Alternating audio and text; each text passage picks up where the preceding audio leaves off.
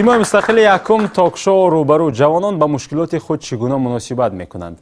السلام علیکم بینندگان عزیز تلویزیون سیمای مستقل یکم. مشکلی خوب است که هست و این عامل پیشروی است. مشکلی را قبول کردن و از پس حل آن شدن این خوب است و ما را پیش میبرد. اگر مشکلی را ما پروا نکنیم یا نادیده گیریم این زاینده مشکلی دیگر میشود. و امروز ما از تصمیم گرفتیم که در برنامه روبرو از همین موضوع حرف زده باشیم. جوانان با مشکلی خود چگونه مناسبت میکنند. و امروز در برنامه روبرو ما دعوت نمودیم دانشجویان فاکولته پسیخولوژی و تحصیلات تا مکتبی را در منبر بحث قرار دارند. نادیره بیگم دادابویوا و همچنین فرخشان یعقوبوف. خوش آمدید جوانان عزیز. فکر جوانان را کارشناسی میکنند استاد دانشگاه دولتی خوجند به نام اکادمیک باباجان غفاروف داتسین بابویوا سایره معلم. خوش آمدید. ما از 100 نفر دانشجویان با سوال شما چی مشکلی دارید پرسان شدیم و نتیجهش طریق یک گرافیک آماده شده است. بیاید اون را قبل از آغاز صحبت شاهد شویم. مرحبا. خب شما چی مشکلی دارید؟ ما از 100 نفر گفتیم چون پرسان شدیم و اینجا مشکلی ها رو تقسیم نمودیم: مشکلات اجتماعی، مشکلات اقتصادی، اجتماعی و روانی. خب مشکلات اقتصادی 22 نفر انتخاب کردند، یعنی مشکلی اقتصادی داشتند و 14 نفر مشکلی اجتماعی را انتخاب نمودند. مشکلی روانی از همه زیاد اینجا مقرر شده است، 27 نفر یعنی انتخاب میکنند که مشکلی روانی دارند. خب مشکلی اقتصادی و روانی باشد 5 نفر، مشکلی اجتماعی و اقتصادی 8 نفر، مشکلی روانی و اجتماعی 10 نفر. از همه مشکلی ها دارم. آن نفرانی که گفتند که از هر سه کاتگوری مشکلی ها را دارم 8 نفر بودند و تنها 6 نفر دانشجویان جوانان گفتند که ما مشکلی نداریم. من نمیدونم اونها تا کجا واقعی بها دادند. خب اینجا چون شما شاهد هستید بیشتری آن نفرانی که انتخاب نمودند مشکلات روانی را انتخاب نمودند و محض اشتراک شما هم از همین است که امروز جوانان زیر مشکلی روانی چی را در نظر دارند من نمیدونم، اما چون شما روانشناس هستید من فکر میکنم که شما بیشتر میفهمید که جوانان زیر این گویم که مشکلی چی را در نظر دارند و چرا بیشتری جوان ها مشکلی روانی را انتخاب نمودند. خب اما سوالی نخستین من با قهرمان‌های برنامه چنین است: امروز جوانان با مشکلی خود چگونه مناسبت میکنند؟ خود شما چگونه مناسبت میکنید با مشکلی عموما وقتی که پیش آمد؟ اصلا مشکلی به مانند یک دیواری است که ما برای به موفقیت رسیدن باید از بالای آن جهیده، یعنی به مشکلی برای موفقیت روی آوردیم. هستند جوانایی که آنها مشکلی خود را به طور مستقلانه حل کرده نمیتونند. با آنها یک آدمی لازم یا یک نفری لازم که آنها رو وادار کنه، یعنی تله دهد که یعنی راه نشان دهد که انا این راه که تو میتونی به مشکلی خیش رو برطرف سازی. و من برای مشکلی خودم هرچند حرکت میکنم، یعنی یک چند نمودی کتاب ها رو مطالعه میکنم و سبق میگیرم از استادانم، یعنی که هر یک کس به خودش مشکلی رو روی آورد برای پرسیدن یعنی مصلحت گرفتن شرم ندارد. فهمم. تشکر فرخ. خوب نادره بگم شما چه فکر دارید؟ اصلا وقتی که مشکلی پیش آمد شما چگونه مناسبت میکنید با اون؟ وقتی که برای مشکلی پیش می آید در بیشتر وقت همون مشکلی بودنش را از یادم میبرم.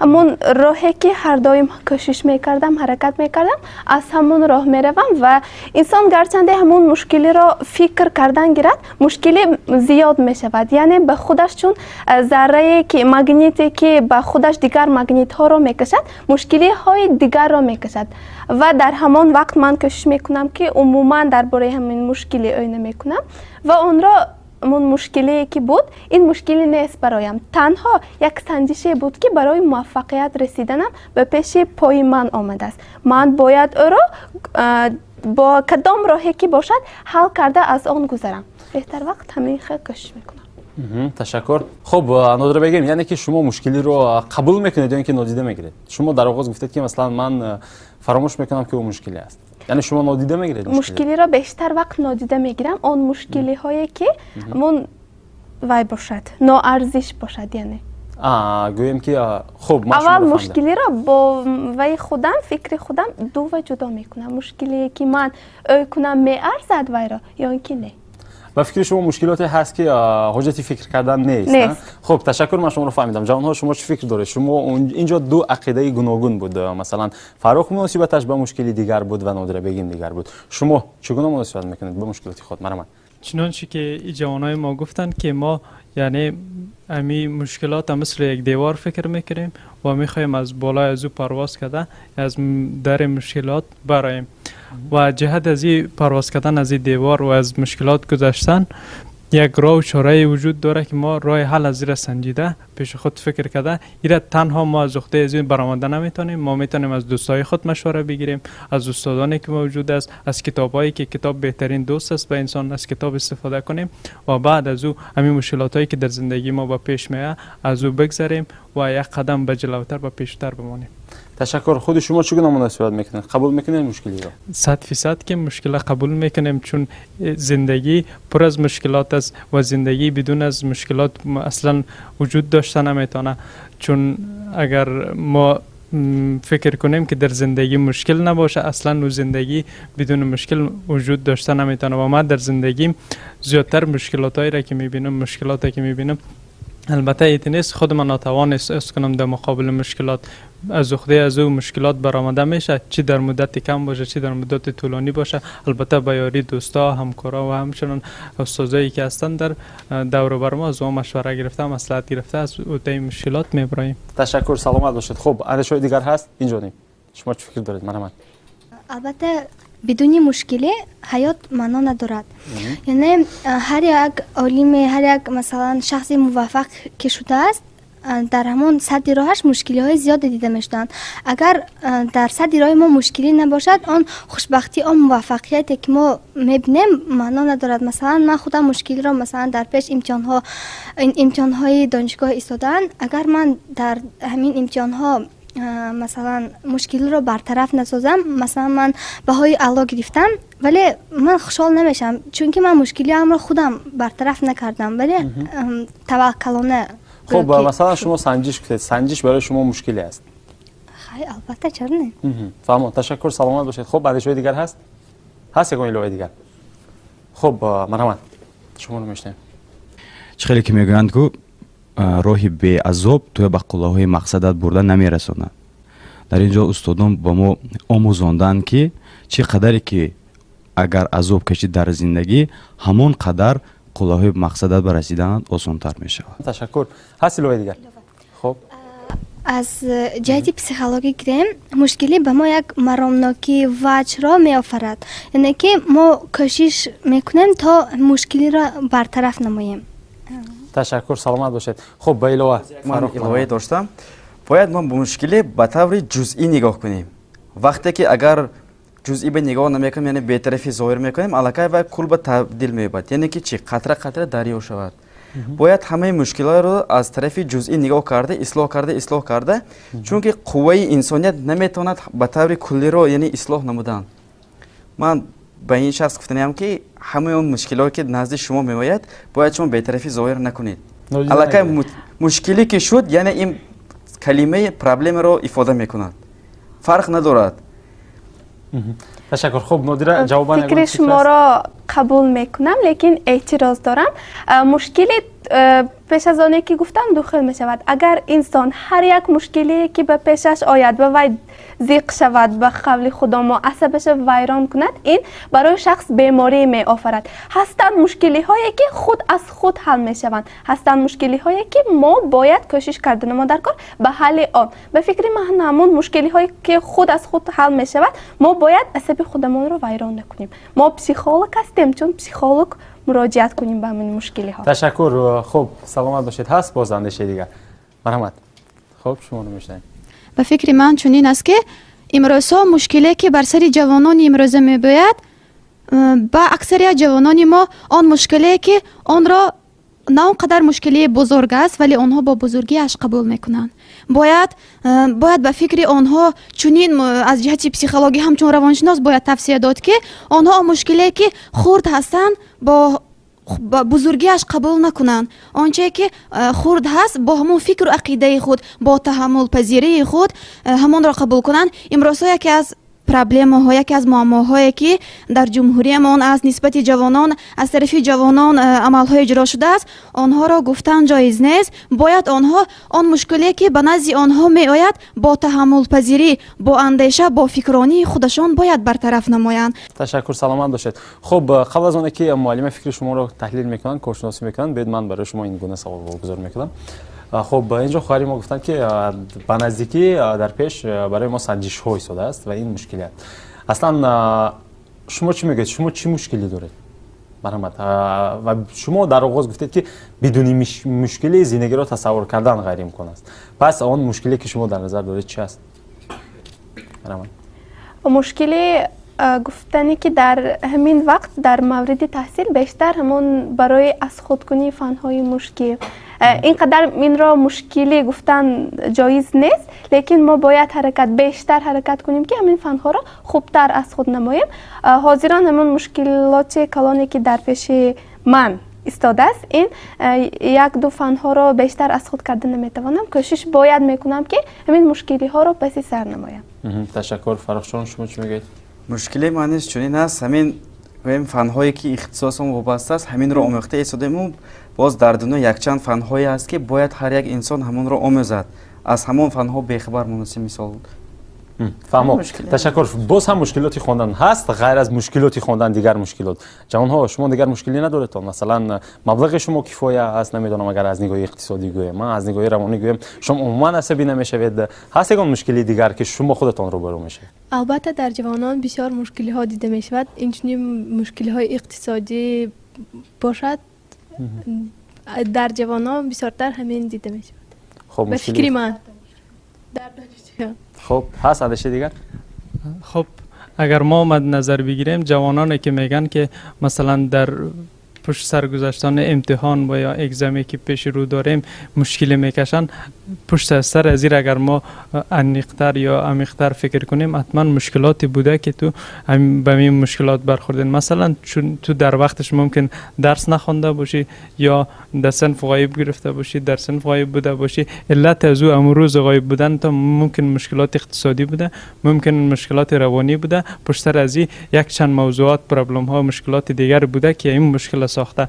و اگر ما مد نظر بگیریم همچون مشکل ساده هم باشه، اما در پشت سر اون مشکلات دیگری بوده که مشکل ساز شده، مشکل دیگری را آفریده. یک مشکل زاینده مشکلی دیگر است. تشکر. بله، سلامت باشید. خب بیاید من به کارشناسی برنامه واگذار میکنم. برای بینندگان خاطر رسان میکنم که فکری جوانان رو امروز روانشناس بابای و سیاره دوچنت دانشگاه دولتی خوجند به نام اکادمی باباجان غفورов تحلیل میکنند. خب معلم، اینجا دو سوال بود. ما گفتیم که مناسبت شما با جوانها با مشکلات چگونه است؟ جوانها فکرهایشان را هر گونه بیان نمودند و چه مشکلی دارد؟ گفتم بیشتر مشکلی خواندن را گفتند، یک نمیدونم مشکلی جزئی رو به نظر گرفتند. اما من فکر شما چگونه است؟ چگونه تحلیل میکنید فکر جوانان رو؟ من به فکری هم فاروق جان، هم نادره بیگیم و هم اینجا دانشجویانی که فکرهای خودشان رو ابراز کردند البته راضی هم هستم، برای اینکه مشکلی هایی که اینجا من پرسش گذرانیده شد و فایزهای معینی شخصانی که مشکلات اجتماعی و اقتصادی و روانی و باز در آمیخته مشکلات خیلی گوناگون را قید کردند. یک چیز را گفتن در کار است، با مشکلی مناسبت شخص خیلی و خیلی انفرادی است. شخص با مشکلی که به سرش می آید در نزدش پیدا می شود از نقطه نظری تنها خودش مناسبت می کند. با به نظرگیری انمون صفات‌های پسیکولوژی خودش. اینجا دانشجویان می دونند که شخص دارای یک خصوصیت خیلی عجیبی مادرزادی تمپرامنت دارد و اینها میدونند که شخصانی دارای تمپرامنت مثلا ملانخولیکی، سانگوینیکی، خالیریکی، فلگماتیکی علاقه مناسبت همینها با مشکلی که روی می آید دیگرگون می باشد. خیلی خوب است که جوانان مشکلی رو سهل نمی گیرند.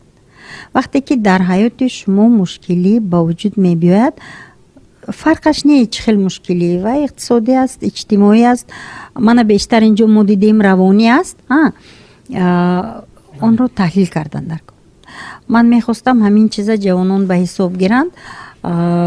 من اینجا فکری فاروق جان رو خیلی دستگیری میکنم، مشکلی رو جزئی تحلیل کردن در کار. وقتی که ما مشکلی رو جزئی تحلیل میکنیم راههای جزئی حل آن هم پیدا شدنش ممکن و جزئی پیش خیلی یک گفتار هست که بیایید همین مشکلی ها رو پای در پای برابری پیدا شدنشون ما حل میکنیم.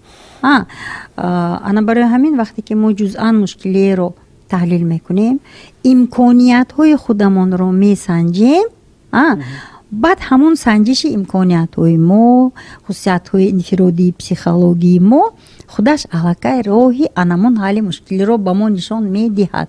یا ما مصلحت میگیریم از یار و رفیق و پدر و مادر و استاد ما، یا ما خودمون کوشش میکنیم تا حد اقل آن مشکلی رو حل کنیم و اکثر فکر جوانان درست است به فکرم. سلامت باشید معلم. تشکر. تشکر معلم. خب جوانان عزیز، سوال این گونه است: امروز جوانان مشکلات خود را شناخته برای حل آن میکوشند یا اینکه نه؟ البته میکوشند، زیرا که هر یک انسان میخواهد موفق باشد، میخواهد در مرکز دقت دیگران باشد، برای برطرف نمودن مشکلات خویش کوشش و غیرت‌های خود را به خرج میدهد. لیکن وابسته چقدر که معلم قید کرده گذاشتم و وابسته به مزاج آنها، مزاجی که دارای خصوصیت‌های اینتروورتی یعنی انسان‌های داخلی میاد در عالم خودشان فرو میرند و مشکلات آنها نسبت مشکلی بسیارتر، یعنی چی گوییم مناسبت بای میشه دورتر، یعنی که با آسانی نه با مشکلی از مشکلی میبراین، با مشکلی از اون میبراین. آن آدمایی که دارای تمپرامنتی یعنی اکستروورتی باشند، آنها با تیزی با جمعیت آوارشته باید که با فعالیت خیش آوارشته مشکلات خیش را از یعنی که از یادشون میبرن. تمپرامنت این که چی است؟ مزاج. مزاج است. فهمم. تشکر. خب شما چی فکر دارید؟ به فکر من هر یک انسان به همون مشکلی که در صدر راهش می آید با تفکر خودش نگاه می کند. یعنی بیشتر جوانانی هستند که همون مشکلی هایش را خوب می شناسند و برای حل نمودن این مشکلی هایشان کوشش می کنند و بعضی جوانان که چنانکه که گفتیم همه هر خیل نگاه می کنند به مشکلی و بعضی هایشان هستند که این مشکلی را با پشت پرتافتن میگیرن، یعنی حل می شود خود از خود حل شده میماند و پشت میپرتاین و در بیشتر وقت چی گوییم مشکلی بزرگتر میشه. مشکلی بزرگتر میشود، یعنی اهمیت هم نمیدهد. تشکر نادره بگیم. خب جوانهای عزیز مرحمت. خب شما رو میشنیم. با فکر من بسیارتر از محیطشان تاثیر میکند. آن چیزی که در کدام محیط کلان شدند و در کدام محیط به وای رسیدند. هستند اویلهایی که هر یک مشکلات سری وقت اجرا میکنند، از قفای همون شده روحی حلش مییابند. بعضی هستند که در اویلهایی به وای رسیدند که بی پرواتر هستند، اویدی هر یک مشکلاتی که ها این روز میشد این کار همین که بی اهمیتی ظاهر میکنند بسیارتر در محیطشان تاثیر میکند. تشکر. من فهمیدم. بله این از محیط وابسته است. خب باز هستند چه دیگر؟ من به فکر دانشجویان راضی هستم. باز فکر خود را ابراز کردنیم که به فکر من مشکلی یعنی که این همچون لابیرینت است که مثلا تا به هدف رسیدن به ما در صد راه ما هر یک چی بگم پستی و بلندی، مثلا جوانانی امروزه ما اگر که هدف آنها به آنها موفقیت بیارد البته آنها کوشش میکنند. یعنی زیر این اصطلاح شما من در نظر دارم، یعنی دورنمای همون کار رو فکر کرده میتوانند و میفهمند که اگر همین مشکلی رو حل کنند به همین جا میرسند، به همون نقطه میرسند، یعنی با همین گونه موفق میشن. یعنی منظور این است که یعنی قبول میکنند مشکلی رو یا نادیده میگیرن. این است موفقیت این انتخاب ما است. به زبان روسی میگویند که успех это неудача, а наш выбор. خب جناب عزیز تشکر. باز هم سوال دیگر: مشکلی رو سهل میگیرید یا جدی؟ ما در آغاز در اولین سوال الکی کمی درباره این چیز گفتیم. خب قهرمان ها الکی گفته بودن که یکی مثلا فراخشان گفتن که باید جدا مناسبت کرد، یعنی که هر یک جزئیاتش رو تحلیل کرد. نادره بگیم گفتن که هست مشکلی هایی که مثلا ارزش فکر کردن رو ندارد یا اینکه سهل گرفتن خوب است. خب شما چه فکر دارید؟ مشکلی رو باید سهل پنداشت یا اینکه جدی پنداشت؟ مرحبا. خب این را ما یعنی هر کس نظر خود رو شوه، اما به فکر ما به اندیشه ما مشکلات را باید اگر سهلتر مثلا آسان فکر کنی آسان حل میشه، اگر بزرگ فکرش کنی بزرگ حل میشه. پس برای راه حل از ما مشکل یعنی علت از را بفهمیم که از کدام راه همین مشکل ساز شده و یا مشکل به وجود آورده. اگر از راه حل بتونیم این مشکلات ما زودتر حل کرده میتونیم. چنانچه که فرخ جان گفتن که اگر جزئی فکر کنین، جزئی را البته به نظر ما جوانان دیگه خیلی نفهمن که مثلا اصلا نش توجه نکنن که یعنی ما جزئی فکر کنم، یعنی او را دربارش فکر کنن، از پایش شون، اما نه چنان اندازه‌ای که اون مشکل به اندازه بسیار خرد باشه او را بسیار کلان فکر کنن، از او فیل سازد. یعنی او خیلی فکر نکنن که یک مشکل بسیار کلان باشه، به توجهی ظاهر کنن که یعنی ما به جزئی فکر کردم درباره از او. این دو فکر جوانان ما اگر اشتباه نگیرن بسیار خوبتر میشه و مشکلات را به اندازه امی که زیاد فکر کنن که چه خیلی راه از حل از را بسنجم، باید فکر کنن که مشکل از کجا آغاز شده، از کجا آغاز پیدا کرده و یا زودتر میتونن این مشکل حل کنن. خب شما از راهی پیدایش مشکلی گفتید، مثلا شما با همون راهی که پیدا شده است مشکلی رو حل میکنید یا با دیگر راه؟ اگر ما علتش بفهمیم، چنانچه که ابو علی سینا گفتن هر درد را یک علتی است. همین مشکل را ما اگر یک درد فکر کنیم حتما یک علت داشته، پس ما علت از را پیدا کنیم، بعد از او ما فکر ما بازتر گشادتر میشه برای راه حل از این مشکل. تشکر. خوب سلامت باشید. هست باز اندیشه دیگر؟ خب هست اندیشه دیگر؟ من اضافه کردنیم که اگر مشکلی در بین جوانان پیش آید، اگر جوانان اهل باشند کار آنها البته که سهل می شود، یعنی ساده می شود. منظور شما این است. خب جوان ها اندیشه دیگر دارید شما؟ من خیلی که میگویند که برای به قله برآمدن باید اولین زینه را ما طی کنیم. اگر ما هر یک مشکل هر یک نقطه گرفته برایم، اگر هم حل کردنش آسان‌تر می شود، هم فهمیش ما بزرگتر می شود که این از کجا آغاز شده به کجا انجام شده است. تشکر. و بیاید این گونه سوال میگذارم بچه‌ها. خب شما عادتاً هنگام حل این یا اون پرابلم، این یا اون مشکلی چند راه رو با سرتون دور میزنید؟ مثلا این راه هست، این راه هست، این راه هست. هست همین گونه اندیشه ها هست که وقتی که شما در حل مشکلی میکشید راه ها رو میجوید یا اینکه یک راه میآید و حل میشود؟ چگونه است همین؟ من خیلی میخوام که مثلا چقورتر رویم و گویم که فهمم که شما چگونه حل میکنید مشکلی رو. البته به مشکلی ها نگاه کنیم، بسیار راهی حلش هست. بسیارتر همین مشکلی ها اگر به ما مشکلی ها به سری ما مشکلی آید، من بسیارتر با رفیقام با دوستانم حل میکنم و فکری خودم رو میگویم و از آنها به خودم یاری میجویم، میپرسم بسیارتر. تشکر. خوب مرحبا. میگویند که تا پیر نیست تدبیر نیست.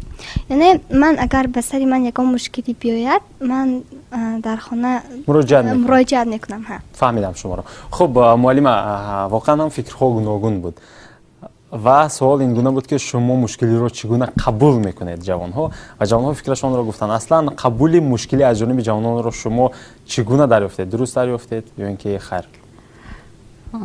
قسماً درست گویم هم می شود. هستند مشکلی هایی که آنها را ما سهل قبول کرده نمی توانیم. مشکلی ها خیلی خیلی گوناگون هستند. هستند مشکلی هایی که انا فرض کردیم مشکلی های اقتصادی میگویم، مهنت کرده ایستاده با یک کار علاوگی پیدا کرده، این خیلی مشکلی های حل کردن ممکن. هستند مشکلی های روانی، انا فایزی زیاد شما اینجا معین کردن. مشکلی های روانی رو سهل گرفتن کمی خطا می بود. برای اینکه برای برطرف کردن مشکلی های روانی خوب می شد مصلحت گیرند، خوب می شد به متخصص مراجعت کنند، خوب می شد اقلا با شخص نزدیکشان آن را حل و فصل کنند.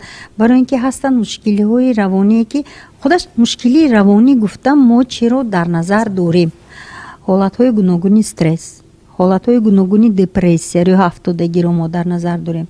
مشکلات در مناسبت و معاشرت رو مشکل روانی میگویند. نورسان مراجعت میکنند، مرا در عائله نمیفهمند، هیچ کس مرا فهمیدن نمیخواهد.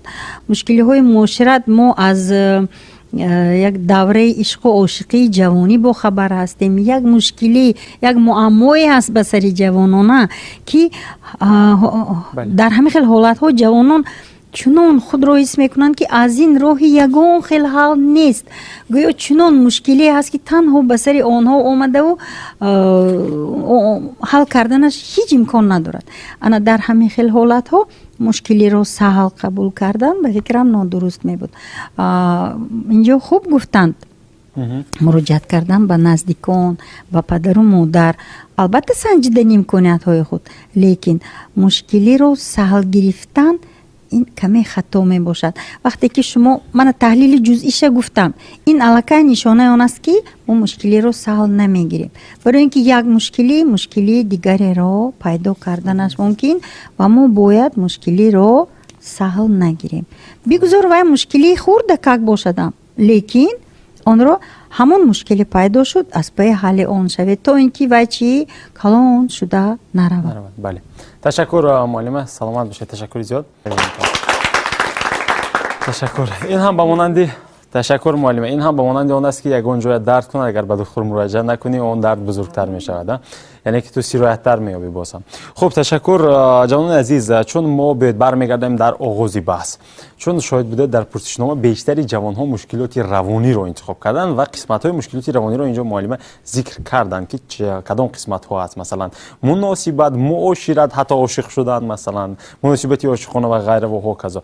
ба фикр чун шумо психологҳо ҳастед ва дар баробари психологанда будан шумо ҷавон ҳам ҳастед, чаро маҳз мушкилоти равонӣ ба ҷавонон зиёд будааст? масалан хай иқтисодӣ ин пӯшида нест ки масалан мушкили иқтисодӣ доштан хоси ҷавонӣ аст. масалан чун кор намекунад, албатта ки мушкили иқтисодӣ дорад. ин чиз пӯшида нест, мо ҳоҷати баҳс ҳам нест ин чиз. аммо мушкилоти равонӣ гӯем ки як фурсат маро ба андеша кардан водор намуд ки чаро мушкилоти равонӣ. шумо чӣ фикр доред? чаро мо ҷавонон мушкилоти равонӣ дорем? барои он ки ҳамаи олами ҳотакаруста пур аз ҳодисаҳои психикӣ, яъне табассум мекунед, аллакай ин ҳолати эмоционалӣ, ё ғамгин мешавед, аллакай ин ҳолати эмоционалӣ.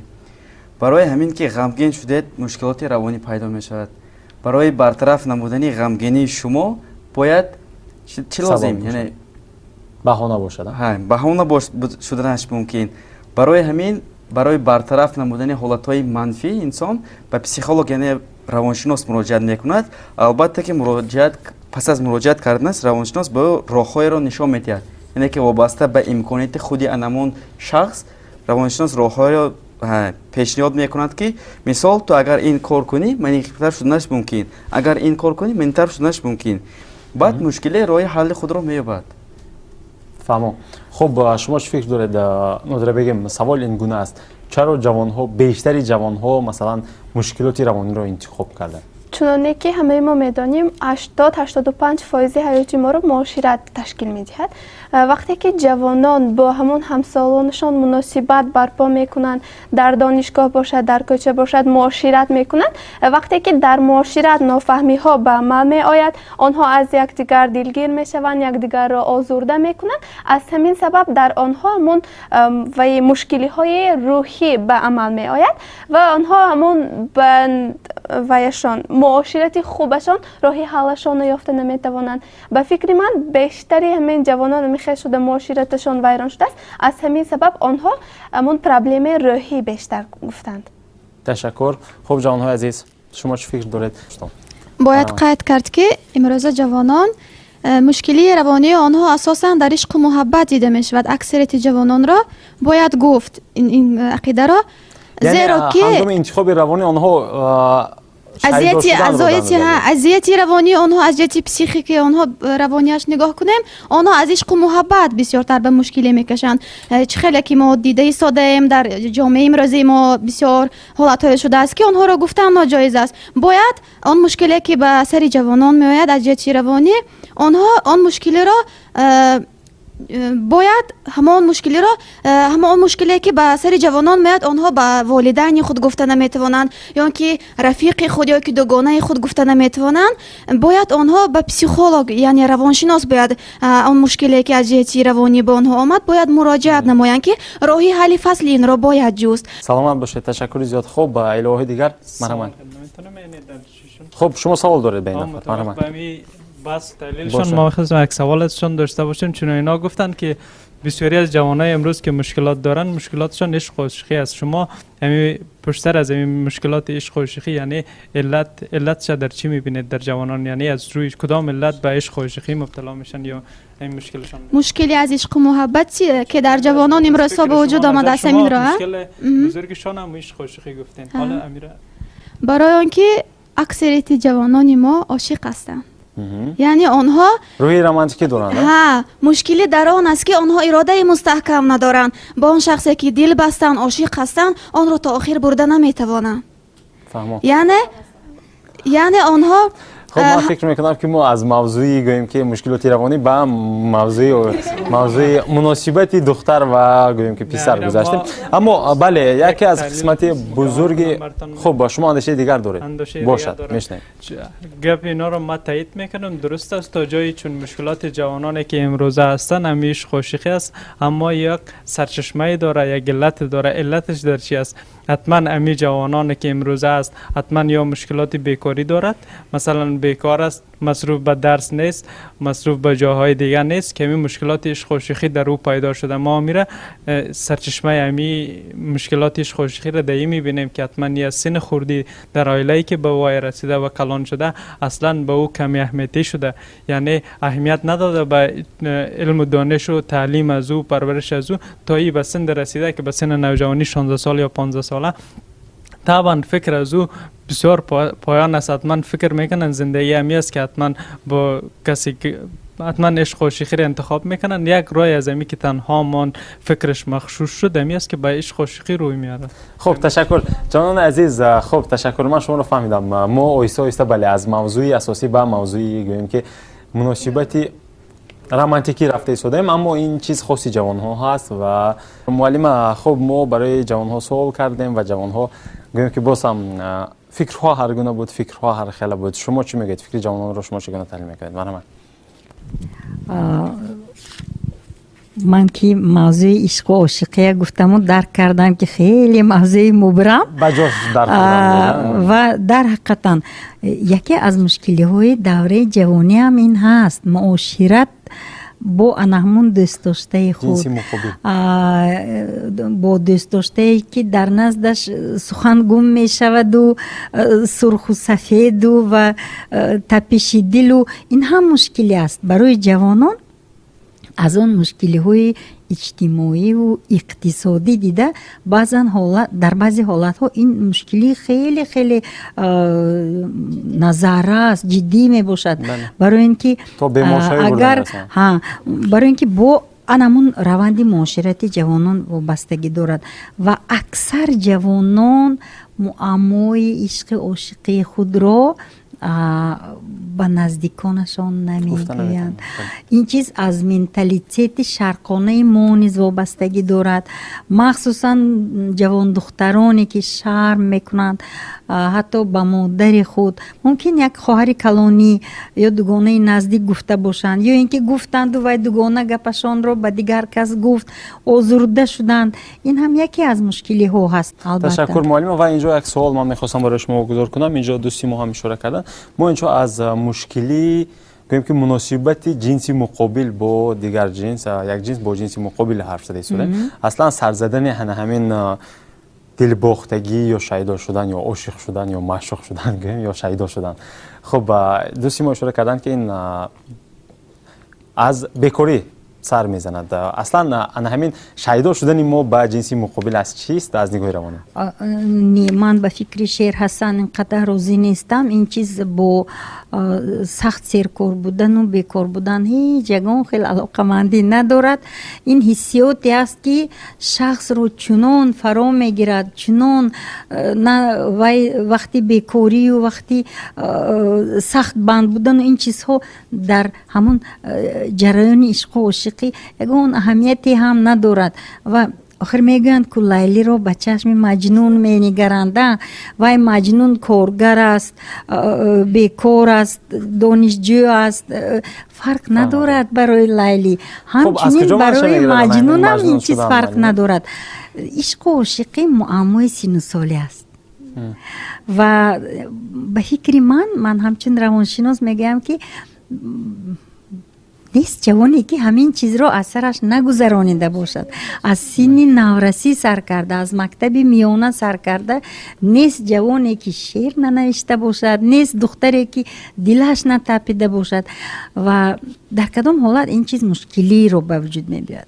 آن همون مناسبت جنس ها وقتی که روحی یک جا شدنی جوانان پیدا نمی شود، وقتی که دختری و جوان همون شیدای خود رو رد می کند، این حالت به مشکلی های خیلی زیاد، مشکلی های روانی میان می آیند. و اینجا اصلا اگر گوییم که از بیکاری نی، درست اگر جوان سخت بند باشد ممکن یک چیز که آواره شود و کمتر فکر کند و این مشکلی نظرش به نظر اینقدر زیاد ننماید. لیکن باور کنید وقتی که عاشق هستید کار بار این چیز یگان اهمیتی ندارد. سلامت باشید معلم، تشکر زیاد. خب تشکر. سلامت باشید. بینندگان عزیز، ما در مورد مناسبت جوانان با مشکلات خود حرف زده. استودیوی ما رو ترک نسازید، ما پس از بخش رکلام برمیگردیم.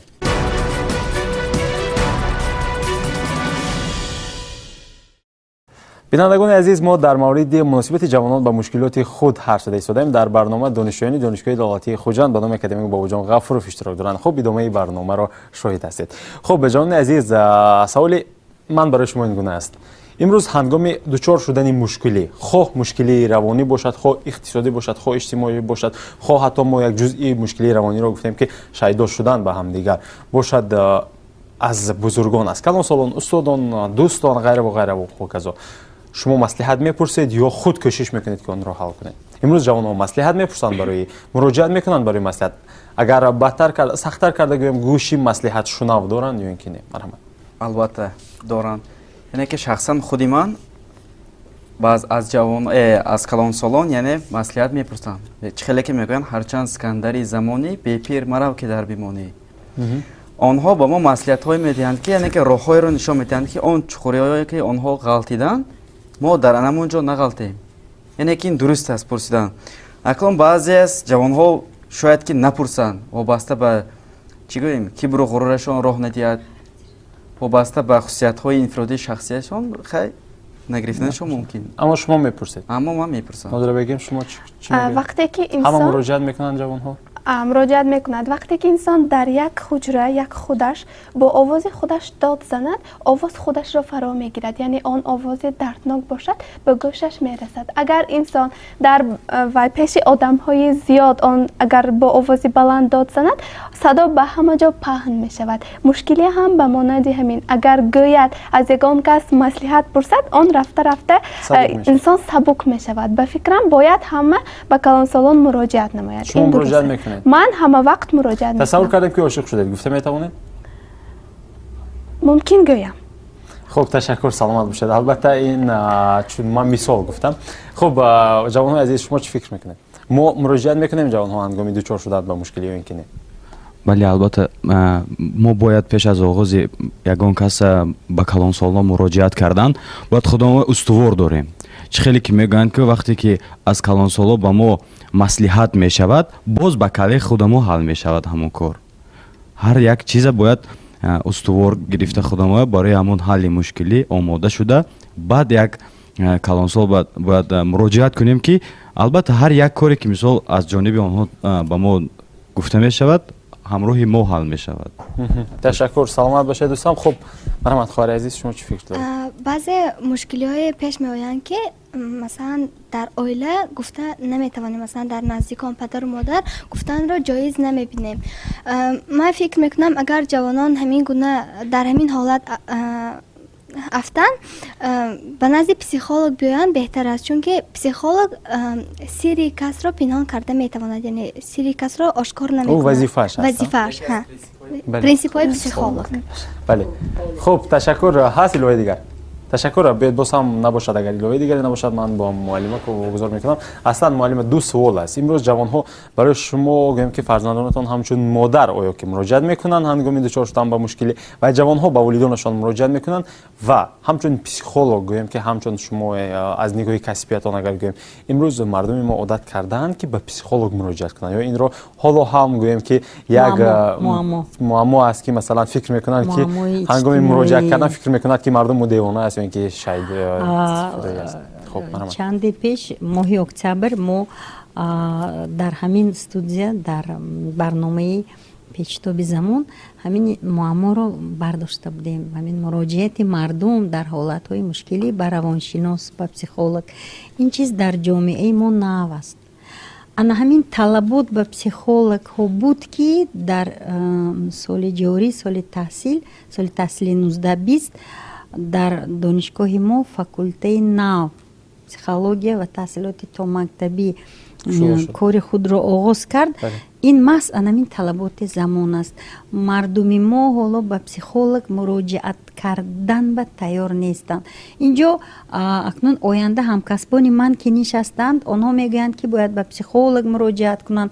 онҳо аз нуқтаи назари касби худашон албатта мегӯянд. лекин ҷавонон хафа нашаванд. ман бар он ақидаам ки ҷавонон на ҳама вақт маслиҳат мепурсанд. онҳо вақте ки мегӯянд ки мо маслиҳат мепурсем, ба калонсолон муроҷиат мекунем, ҳолатҳои зиёди таҳлил кардаи ман ҳамчун равоншинос чиро нишон медиҳанд? ҷавонон танҳо дар он ҳолат муроҷиат мекунанд ба калонсолон ки ба гуфти мардумӣ қайла аз маззааш гузаштааст. кор аз кор гузарад. ана ҳамин ҳолат ба бештар ман чӣ кор кунам? шумо барвақттар дар куҷо? барои чӣ ин мушкилотатона ман ба барвақт нагуфтед? ман модар ҳастам, биби ҳастам, модаркалон ҳастам.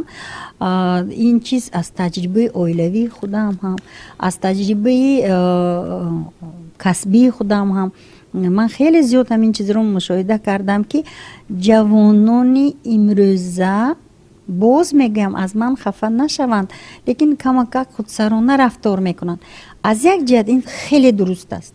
онҳо бояд мустақил бошанд. мушкилие ки ба сари онҳо пайдо шуд, таҳлили ҷузъӣ карданд, илоҷашро ёфтанд, ҳал карданд, хеле хуб, офарин. лекин ҳастанд мушкилоте ки бе маслиҳати калонсолон, бе маслиҳати наздикон, ақаллан ёру ҷӯраҳою дугонаҳо, шахси наздик, ақаллан хоҳару бародарон, баъзан мешавад ки ман падару модарамро асабонӣ карданӣ набудам, зиқ карданӣ набудам ва ғайра ва ғайра. дар аврупо як шиоре ҳаст. дар ҳолатҳои мушкилӣ онҳо ҳамоно ба психолог муроҷиат мекунанд. ин чиза шумо аз дарсҳои мо ҳам медонедон. лекин як чиз бачо, ҷамъияти мо, ҷомеаи мо ҳоло дар он сатҳе ки аврупо ҳаст, мо ҳоло камакак дур ҳастем. ин як. дуюмаш ин ки ҳувияти мо, менталитети мо аз аврупо фарсахҳо дур меистад. дар аврупо мегӯянд ман муаммои худро ба сари касе бор кардан намехоҳам. ин муаммои ман аст, ман худам ҳал мекунам. аз ҳамин сабаб пурсишҳои психологӣ нишон медиҳанд ки дараҷаи стресс ва депрессия дар аврупо нисбати мамлакатҳои шарқ зиёду зиёд аст. ва хай маслиҳат албатта муроҷиат кунед. мо калонсолон ҳеҷ вақт ба шумо роҳи бадро нишон намедиҳем. маслиҳате ки мо ба шумо медиҳем ин таҷрибаи ҳаётӣ аст. ва агар шумо дидед ки ҳамон мушкилотатон на он қадар зӯри шумо на он қадар мерасад, гӯема оддӣ карда, бигузор ки ҳамон калонсолон дар ин чиз иштирок кунанд, ба шумо маслиҳате диҳанд. ва хай албатта муроҷиат ба психолог хуб аст, лекин бояд реалӣ бошем. бале, ташаккур муаллима. ва муаллима, инҷо шумо гуфтед ки на ҳамеша мо ҷавонҳо гӯши маслиҳатшо надорем ва на ҳамеша муроҷиат мекунем, хоб ба психолог, хоб ба волидон. хуб, ин аз ғурури ҷавонон аст ё шояд ки метарсанд онҳо? ҳам ину ҳам он. инҷо ғурури ҷавонӣ ҳам ҳаст. баъд мушкилоте ки аслан агар ҳамин давраи ҷавонони муосира таҳлили психологӣ кунем, инҳо дар як давраи хеле мураккаб, мубрам, мушкил ҳаёт доранд. замони мо як замони шаклан дигар, моҳиятан дигар аст. фарз кардем дар ҷавонии ман он муаммоҳое ки ҷавонони ҳозира доштанд умуман вуҷуд надоштанд. ва ин муаммоҳо наванд, муосиранд, ҳозиразамонанд. ба ҷавонон хеле мушкил аст. мо калонсолон ин чизро хеле хуб мефаҳмем. ва инҷо ҳам ғурури ҷавонӣ, чӣ хела кун, ман ҷавон, ман шахси калон, ман мустақил, ман донишҷӯ, ҳоло ҳам ман ба падару модарам муроҷиат мекунам, худам ҳал карданам дар кор. ва инҷо камакак тарс вобаста аз муаммо чӣ хел аст, мушкилӣ чӣ хел аст. ҳастанд муаммоҳое ки дар ҳақиқат ҷои тарс ҳаст ба падару модар гуфтан, ба онҳо як касро байн ба андохта, аввал мумкин ба бародарашон, дӯсти наздикашон ман метарсам гуфтан. ба як омили хуб инҷо қайд кардан дар кор ки муносибати падару модар ба ҳамин ҷавонон дар оилае ки меҳр, муҳаббат, дастгирии якдигар фаҳмӣ ҳаст, ҷавон наметарсад муроҷиат кардан. ба ҷавон ҳама вақт ҳис мекунад ки падару модар дар кадом ҳолате ки набошад, кадом мушкилие ки набошад вая дастгирӣ мекунад. ҳамин чиза агар ҷавонон ҳис кунанд, ҳам худашон мушкилие ҳал кардана ёд мегиранд, ҳам мушкилиро худашон паси сар мекунанд, барои медонанд ки онҳоро дастгирӣ мекунанд, ҳам дар вақти зарурӣ муроҷиат мекунанд. фаҳмо тарсидани ҷавонон хуб аст ё ин ки бад аст муаллима? хуб нест. хуб нест. ин нишонаи он аст ки ҷавонон ба падару модари худ, наздикони худ, ёру ҷӯйраҳои худ бовар надорад. масалан ба дугонааш намегӯяд, барои ин ки медонад ки гапашро ба дигарон мегӯяд. ба ҷӯйрааш намегӯяд, медонад ки ҷӯйрааш онро мумкин масхара кунад. хуб нест. тарсидани ҷавонон хуб нест. бештар ин як ҳисси ноқаноатмандӣ аст. тарси ҷавононе ки ман ҳамин мушкилотамро гӯям чӣ хел қабул карда мешавад гуфта. фаҳмо. ташаккур муаллима, саломат бошед. ташаккур. беҳуда намегӯянд ки зури мушт дар ҷамъи ангуштҳо аст, яъне ки мо агар маслиҳат пурсем ҳатман ки такягоҳе ҳаст ба мо ва мо ҳам наметарсем ва ҳам гӯем ки барои ҳалли мушкилӣ барои мо кӯмак мекунад. ташаккур муаллима, саломат бошед.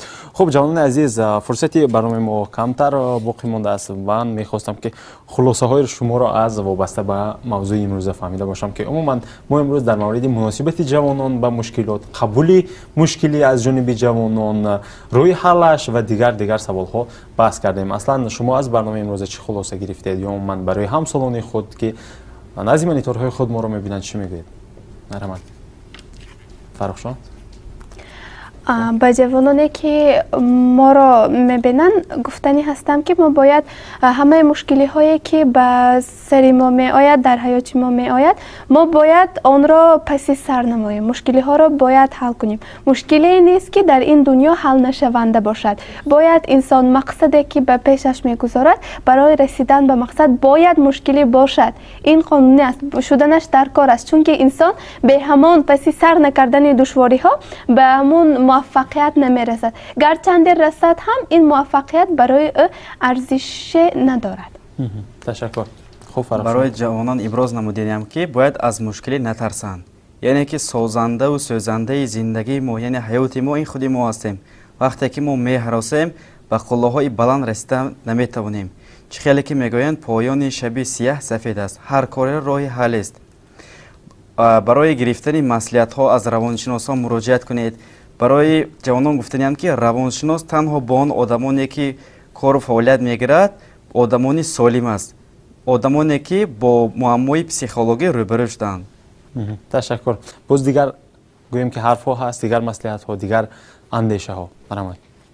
вақте ки ман дохил шудам ба ҳамин ихтисосам шудам, ҳамсифҳом ёки ҷураҳо мегуфтанд ки ту психологи кор мекунӣ, бисёр мегуфтанд. дар он дидам рӯҳафтодаам намешудам. ахир вақто мана севим курс шудем, як ҷавоб пайдо кардам ки вақте ки ту ман псих қатикани мана гап зан, ман қатъи психо кор намекунам мегӯм. чӣ багӯ дага худа ҷавобче ёфта гир. вақте ки одам псих аст, омада дар бораи худаш ёки касалӣ дорад омада психолог ба дар бораи худаш муроҷиат намекунад. Он шахсе ки муроҷиат мекунад ба равоншинос ба психолог, он шахс солим аст, он беҳтарин одаме ки ҳаёти худашро тасаввур карда метавонад. خب تشکر اما این فکر رو مالکه شنیدیم که باید مراجعت کنند. من پهلوی دیگر رو میخوام شنیده باشم. خلاصه شما تنها مراجعتی گوییم که جوان ها خب هنگام دوچار شدن به مشکلی باز چیکار کنند غیر از مراجعت به پسیخولوگ، مراجعت به والدین؟ هست باز راههای دیگر؟ چنانچه که مثلا دوستای ما قید کردن که باید به پسیخولوگ مراجعه کنن، ما یعنی موضوع را دیگه کمتر کنار میگذاریم. باید از این گپ بزنیم که باید خود انسان پسیخولوگ خود باشد، خود انسان باید دکتر خود باشد. ما اگر به می عقیده باشیم که خود انسان میتواند که پسیخولوگ خود باشه، معمای خود، مشکلات خود را که در زندگی به پیش می آید، اگر امور از دید پسیخولوگ خود پسیخولوگ شده امور حل کنه، این بهترتر است از اینکه به پسیخولوگ مراجعه کنه. ممکن است که در شرایطی که امو شرایطش نبرداشته به پسیخولوگ مراجعه، اگر انسان کوشش کنه که خود پسیخولوگ باشه، خود دکتر باشه، اصلا در زندگی مشکلات را بسیار چیز ساده میشماره و از مشکلات یک زینه عبورش میابه و از او عبور میکنه. سلامت باشید. تشکر. خب من گفتن دارم به جوانان امروزه ما را میبینند. جوانی این ایامی است که باید در تکاپو، جستجو، کوشش و غیرت بود، عشق ورزید، دل برد و دل باخت، مثل آتش سوخت و بیقرار باید بود تا خامها پخته، ناسره ها سره کردند. هرچند جوانی شوخ و سرکش باشیم، سودازده عشق پریوش باشیم. گویند که مشتی خاک ماند ز آتش، تا خاک شویم باید آتش باشیم. سلامت باشید. تشکر. خب هست باز اندیشه دیگر؟ تشکر. بیت خلاصه گوییم که صحبت امروز رو باز هم معلمه با کارشناسی برنامه گذار میکنیم. معلمه من هنگام تهیه همین برنامه یک نواری رو شاهد بودم. مثلا اونجا میگوید که هنگام با مشکلی دچار شدن شما قبل از همه راه‌ها رو پیدا کنید. مثلا مثال چگونه صبح وقتی که میخیزید شما هر روز با یک اصولی نو دندانتان رو تازه کنید. کوشش کنید که 10 اصول یابید که شما دندان تازه کنید. کوشش کنید که شما 10 اصول یابید که همون پرتوتان رو پرتوید. نمیدونم حتی اونجا بعد کردم میگه یک روز هوا دهید میگه. عموما راهش رو دیگر کنید، 10 راه رو و برای شما میگه بعدن گوییم که پسی سر کردن مشکلی یا اینکه همه کارهایی که شما میخواید انجام دهید آسان میگردد. با این فکر شما چی میگید؟ با این فکر من راضی هستم. این مسئولیت پسیخولوگ است. تیش هستم برای اینکه در پسیخولوژی معاصر یک مفهوم نو جوری شده ایستاده است، کریاتیو نوکی میگن، تفکری سازندگرا. وقتی که شخص تفکری سازندگرا دارد، مشکلی را درست قبول میکند، درست تحلیل میکند و علاجی از آن برآمدن رو میکند با راه‌های گوناگون. این یک پهلوی مسئله. اینجا قید کردیم که از مشکلی وابسته است. البته ما کوشش میکنیم که خودمون مشکلی رو حل کنیم، برای اینکه همونطور که سرتون با مشکلی اومد شما دوید نزد پدر و مادرتون نمیروید. جوانان همه خیلی هستن، آنها کوشش میکنن که خودشون حل کنند، فکر کنند، ملاحظه کنند، ممکن از دوستشون پرسن. باز اینجا حاضر یک قوه بزرگی با نام اینترنت هست. البته از مشکلی وابستگی دارد. البته جوانان باید کوشش کنند که مشکلی ها رو خودشان پس سر کنند، برای اینکه مستقلیت و غرور جوانی رو حالا هیچ کس یک طرف نمانده است. جوانی یک سن سال است که ماکسیمالیسم رو درست. جوانان منی دیگر دارند نسبت نورسان، نسبت کلانسالان. آنها منی خود رو تماما دیگر خیلی درک میکنند و از نقطه همین نظری منی ماکسیمالیشون آنها مشکلات رو خودشان حل میکنند.